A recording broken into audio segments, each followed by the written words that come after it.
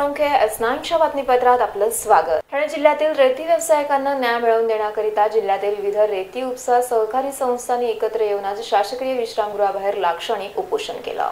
गेल्या 150 वर्षापासून कशळी ब्रिज ते गायमुख या पट्ट्यामध्ये स्थानिक रहिवासी डुबी मारून रेती काढण्याचा व्यवसाय करतात। मात्र 2014 पासून रेती उत्खनन आणि वाहतुकीसाठी सरकारने लागू केलेल्या धोरणामुळे त्यावर बंदी घालण्यात आली आहे। यामुळे या व्यवसायावर अवलंबून असलेल्या मालक व मजुरांवर सध्या उपासमारीची वेळ आली आहे आणि या समस्येला न्याय मिळवून देण्याकरिता ठाणे जिल्ह्यातील अनेक रेती उपसामारांनी एकत्र येऊन आज लाक्षणिक उपोषण केलं। या उपोषणामध्ये कशळी, गायमुख, डोंबिवली, कल्याण रेती बंदर येथील रेती उत्पादक सहकारी सोसायटी व संघटना सहभागी झाल्या होत्या।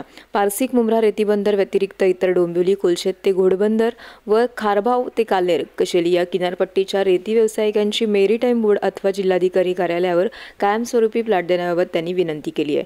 यावेळी शासकीय विश्रामगृहाबाहेर हे लाक्षणिक उपोषण करीत अनेक रेती व्यावसायिक त्यामध्ये सहभागी झाले होते। या ठिकाणी नारेबाजी देखील करण्यात आली। तर मागण्या पूर्ण न झाल्यास तीव्र आंदोलन करण्याचा इशाराही नगरसेवक उमेश पाटील यांनी दिलाय। तसेच मागण्या मान्य न झाल्यास तीव्र आंदोलनाचा इशारा नगरसेवक उमेश पाटील यांनी दिलाय। डोंबिवली रेती बंदर, मुंब्रा रेती बंदर आणि उल्हास नदीच्या खाडी किनारे असते काल्लेर आणि ह्या संपूर्ण कोलशेतपर्यंत घोडबंदर खाडीपर्यंत असलेले व्यावसायिक गेल्या 1.5 ते 2 वर्षापासून त्यांचे धंदे सर्व बंद आहे। का बंद? तर राज्य सरकारने आम्हाला या ठिकाणी रॉयल्टी दिली गेली पाहिजे। ती रॉयल्टी घेण्यासाठी रॉयल्टी देऊ नये यासाठी अनेक नियम कडक नियम करतायत। वास्तविक आमच्या ह्या व्यवसायावर जवळजवळ 40 ते 50 हजार रोजगार मिळतोय।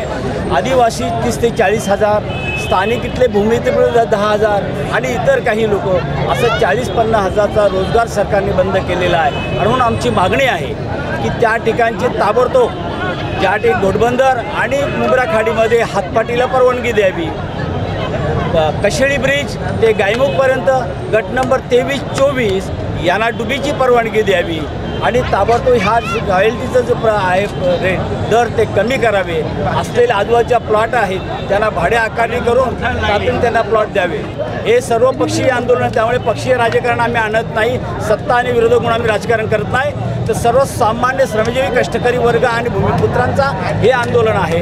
यामुळे आम्ही गेले की 3 वर्ष आंदोलन केलं। आता आमचं आंदोलन हे उद्याच्या आंदोलनामध्ये 20 ते 25 आंदोलन 20-25 हजार लोक होतील आणि ते आंदोलन आक्रमक असेल। Sarika Salunkhe, S9 news, Thane. वाळकुम येथील नगरसेवक पदाच्या पोटनिवडणुकीकरिता राष्ट्रवादीतून देवराम भोईर यांनी आज उमेदवारी अर्ज दाखल केला आहे। वाळकुम परिसरातील स्थानिक नगरसेवक लॉरेन्स डिसोल्वा यांनी खोटे जात प्रमाणपत्र दाखवून निवडणूक लढवल्याने अखेरीस कोकण विभागीय आयुक्तालयातून त्यांचे नगरसेवक पदही रद्द करण्यात आले। त्यामुळे या विभागातच सध्या पोटनिवडणुकीचे वारे वाहू लागले। या निवडणुकीसाठी राष्ट्रवादीतून देवराम भोईर यांनी आज उमेदवारी अर्ज दाखल केला। या परिसरातील नागरिकही यावेळी उपस्थित होते। तर गेल्या 26 वर्षापासून देवराम भोईर हे राजकारणामध्ये असून पोटनिवडणुकीच्या माध्यमातून पुन्हा ते आता चर्चेमध्ये आले। 2012ला त्यांनी याच नगरसेवक पदाकरिता निवडणूक लढवली होती। तर त्यावेळी अपयश आल्याने ते पुन्हा एकदा नव्या उमेदवारांनी नागरिकांची विकास कामे करण्यास सध्या सज्ज झाले। त्यांनी जनतेकरिता काही योजना ठरवल्या असून महानगरपालिकेच्या अर्थसंकल्पामध्ये तरतूद असल्याचंही त्यांनी सांगितलंय। त्याचबरोबर बाळकुम ते साकेत येथील रस्त्याचे काँक्रिटीकरण करणे, काही भागात पायवाटा दुरुस्ती करणे, तर MIDC कडून मिळणाऱ्या 20 एकर जागेचा परिसरातील तरुण व ज्येष्ठ नागरिकांकरिता योग्य वापर करणे, तसेच रुग्णालयांचा विकास करणे असा त्यांचा मानस आहे। तर निवडणुकीनंतर 7 ते 8 महिन्यात बाळकुम माजीवाडा परिसरात आवश्यक ती विकास कामे करण्याचं आश्वासन त्यांनी या निवडणुकी दरम्यान दिले। त्याच्यानंतर 2012 सालीची निवडणूक झाली, त्यामध्ये मला अपयश आलं।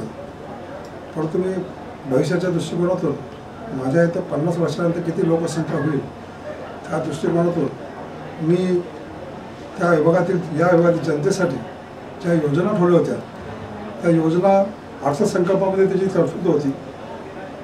पूर्णपणे नियोजन माझ्याकडे होतं, फायली तयार होत्या। परंतु गेल्या 4 वर्षाच्या कालखंडामध्ये या विभागातील जे नगरसेवक होते ज्यांनी खोटं जात प्रमाणपत्र दाखवून त्या ठिकाणी निवडणूक लढवली होती, त्याला पराजय करून त्या ठिकाणी मी आता पोटनिवडणुकीत सामोरे जात असताना माझ्या इथे भागामध्ये असलेलं मिनी स्टेडियम आहे, माझ्या भागामध्ये असलेला जो हॉस्पिटल आहे, माझ्या भागामध्ये साकेत ते बाळकुम जो रस्ता काँक्रिटीकरण बाकी आहे तो आहे, प्लस या ठिकाणी कलेकन कंपनीची MIDCची 20 एकर जागा या ठिकाणी आपल्याला मिळणार आहे। त्यामध्ये 3 गावाच्या दृष्टिकोनातून त्या 20 एकरच्या याच्यामध्ये जो नियोजन या ठिकाणी मी आखलेलं आहे, त्या नियोजनच्या याच्यामध्ये 100 वर्षापर्यंत त्या इथल्या युवकांना, मध्यवर्ती लोकांना, ज्येष्ठ नागरिक लोकांना त्याची कुठं कमतरता पडता कामी नाही. त्या दृष्टिकोनातून सर्व गोष्टी या ठिकाणी मी पुढच्या दृष्टिकोनातून मी करणार आहे. आणि त्याचबरोबर नानाने पालखी असेल, जे काही सोडे म्हणजे दिवे मी माझ्या कारखान्यात लावले होते त्याच्यामध्ये कुठं बदल झाला नाही. गावामध्ये आमचा ते जाल तर त्याने गटार नाही, पायवाटा नाही, अशी परिस्थिती या ठिकाणी निर्माण झालेली आहे की मी 1 महिन्याच्या कालखंडामध्ये फिरत असताना लोकांच्या तक्रार त्याच होत्या की आम्ही मागच्या वेळेला काही चूक केली, ती आता चूक या ठिकाणी होणार नाही आणि तुम्हाला या ठिकाणी बहुमताने या ठिकाणी निवडून देण्याच्या दृष्टीकोनातून आम्ही सर्वांनी या ठिकाणी कंबर कसली असल्यामुळे कुठेही त्या ठिकाणी अडचण निर्माण होणार नाही. माझा भाग असेल, माझा माजुरा भाग असेल, माझ्या भागामध्ये पण आजपर्यंत या ठिकाणी कसल्या प्रकारच्या योजना झालेल्या बिलकुल आहे तसाच तो माजुरा भाग त्या ठिकाणी आहे. आणि तो पॅनल सिस्टममध्ये आल्यामुळे त्या माजुरा भागासाठी जेवढे MLDचे प्लॉट मिळतील त्या MLDच्या प्लॉटवरती त्या ठिकाणी जेवढा माजुरा गावाचा विकास करता येईल 7 ते 8 महिन्यामध्ये तो विकास त्या भागातील लोकांसाठी करण्यामध्ये मी कटिबद्धच आहे. मी गेल्या 4 वर्षापासून त्या लोकांना आश्वासन देत आलो आहे आणि आश्वासन देत असल्यामुळे ती सर्व मंडळी माझ्याबरोबर आहेत. पण त्याच्यामध्ये मनसे असतील, त्या भागातले BJPचे असतील, त्या भागामधले बऱ्याचशा भागाचे सर्व पक्षाचे लोक माझ्याबरोबर त्या ठिकाणी येऊन त्यांचं देखील असं म्हणणं आहे की तुमच्यासारखा मनुष्य या ठिकाणी आज आला असता तर आमच्या भागाचा काय पाळा झाला असता तर आम्ही त्यावेळेला जे काही चुका केल्या त्या आता चुका होणार नाही. परंतु या भविष्याच्या 8 ते 10 महिन्यामध्ये तुम्हाला जेवढं सहकार्य करता येईल तेवढं सहकार्य आम्ही करू आणि आम्ही ज्या ज्या गोष्टी या ठिकाणी प्रस्थापित करू त्या प्रस्थापित करण्यामध्ये आपल्याकडे आम्हाला या ठिकाणी बहुमोल या ठिकाणी आम्हाला मदत केली आणि ती बहुमोल मदत या ठिकाणी माझे चिरंजीव या ठिकाणी विरोधी पक्ष नेते असल्यामुळे त्यांच्याबरोबर त्या ठिकाणी राहून त्या ठिकाणी त्या योजना संदर्भात त्यांच्याबरोबर मी पाठपुरावा करून त्या दोन्ही गावासाठी, माजुरा आणि मालवण गावासाठी जेवढं करता येईल 5 ते 6 महिन्यामध्ये तेवढं करण्यामध्ये मी माझी पूर्णपणे तयारी या ठिकाणी दर्शवली असली. माझ्या योजना मी पूर्ण झालेल्या आहेत, माझ्या फायली तयार आहेत, सगळ्या गोष्टी तयार आहेत. फक्त मला महापालिकेमध्ये महासभेमध्ये एक वेळ गेल्याची माझी संधी प्राप्त झाली की सगळ्या योजना आम्ही त्या महासभेच्या माध्यमातून त्या मंजूर करायला म्हणजे मी कुठेही मागं पडणार नाही. आपल्या सर्वांना त्याची कल्पना आहे की आपण 26 वर्ष तुम्ही माझ्या बरोबर आहात आणि या संपूर्ण बरोबर असल्यामुळे महासभेमध्ये ज्या योजना संदर्भात आपण पाठपुरावा करतो तशा प्रकारचा पाठपुरावा या 4 वर्षाच्या कालखंडामध्ये कधी या सभागृहामध्ये त्या दोन्ही नगरसेवकांनी कधी वाच्यता केली नसल्यामुळे त्या सर्व या योजना बारगळल्या गेल्या आहेत आणि त्या बारगळल्या गेलेल्या योजना पुन्हा कशा या ठिकाणी प्रगतीपथावरती येतील त्या दृष्टिकोनातून मी प्रयत्न करणार. Sarika Salunkhe, S9 news Thane.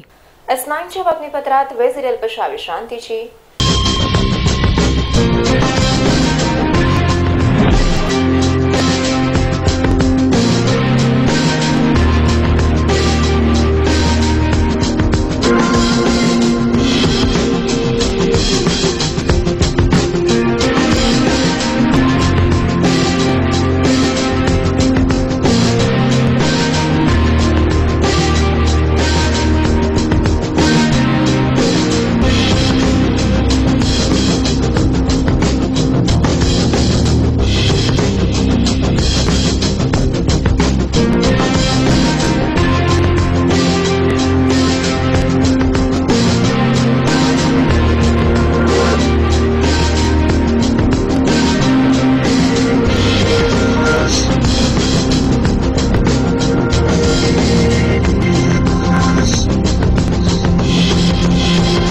जोशी, तरुण, सुपरहिट, विश्वासार्ह आणि सगळ्यात वेगानं वाढणारा brand. Ready ready ready TJSP, तरुण, फायनान्शियली स्ट्रॉंग, तुमचा विश्वास जपणारी आणि सगळ्यात वेगानं वाढणारी सहकारी बँक. ब्रँड म्हणजे स्वप्नील जोशी आणि बँक म्हणजे TJSP.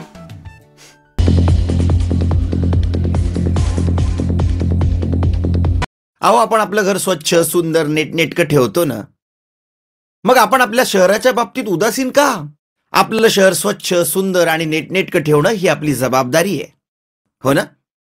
मग उचला फोन आणि विना परवाना होर्डिंग्स, बॅनर्स कुठे दिसले तर 1800-222-108 या टोल फ्री क्रमांकावर कळवा किंवा 7506946-155 या भ्रमणध्वनीद्वारे आपली तक्रार नोंदवा किंवा महापालिकेने तयार केलेल्या स्टार ग्रेड ॲप्लिकेशनद्वारे आपली तक्रार नोंदवा.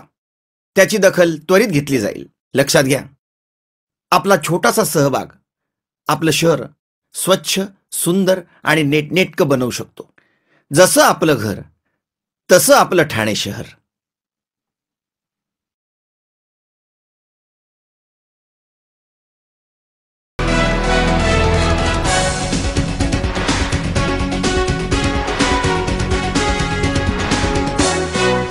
S9च्या बातमीपत्रात आपलं स्वागत। कोपरी येथे चैत्र नवरात्र उत्सव सोहळ्याकरिता उभारण्यात येणाऱ्या मंडपाचे पूजन पालकमंत्री एकनाथ शिंदे यांच्या हस्ते करण्यात आले। कोपरी येथे चैत्र नवरात्र उत्सव सोहळा दरवर्षीप्रमाणे यंदाही साजरा केला जाणार आहे। या सोहळ्यानिमित्त विशेष असा आकर्षक देखावा उभारून त्यामध्ये देवीची स्थापना केली जाते। या निमित्त उभारण्यात येणाऱ्या मंडपस्थळी अर्थातच तुकाराम मैदानामध्ये पूजन करण्यात आले। पालकमंत्री एकनाथ शिंदे यांच्या हस्ते मंडप उभारण्याआधी त्या ठिकाणी विधिवत पूजन करण्यात आलं।